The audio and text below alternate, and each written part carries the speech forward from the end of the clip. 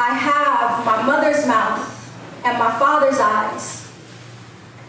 On my face, they are still together. Worcestershire.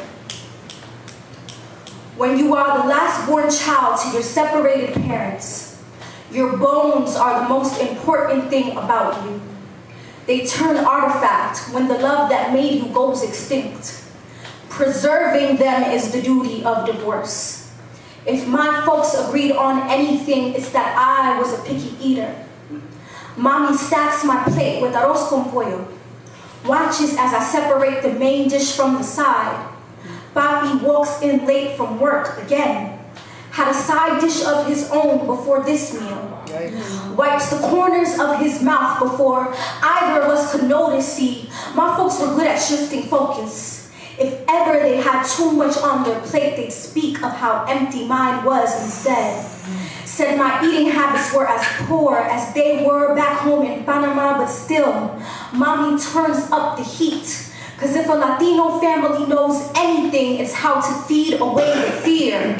How to fill our mouths with so much chicken, there's no room left to talk about the side chick. And how to season so sweet you can barely taste the bitter. How to break bread almost as hard as we break vows here. Let's gather around this table. Everyone gets a piece of the almost. Let these crumbs tell the story of how we sazoned away society's picture of a nuclear family. How their mija be the last remnant of 20 years of marriage. And I remember standing in the kitchen with mommy, watching her pour salt all over the meat. She said, "Mira, mija, sal is the greatest preserver of bones after all." And now I know why they'd always sprinkle a little extra for me.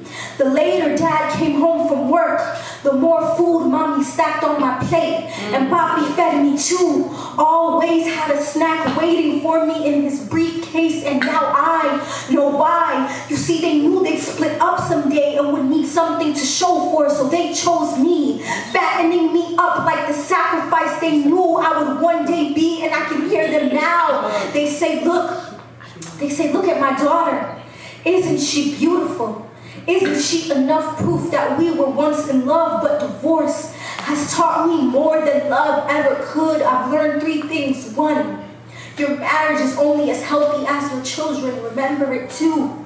It doesn't matter if the best way to a man's heart is through his stomach when a man is a binge eater. 3, my parents poured so much love into me that they didn't have any left for each other.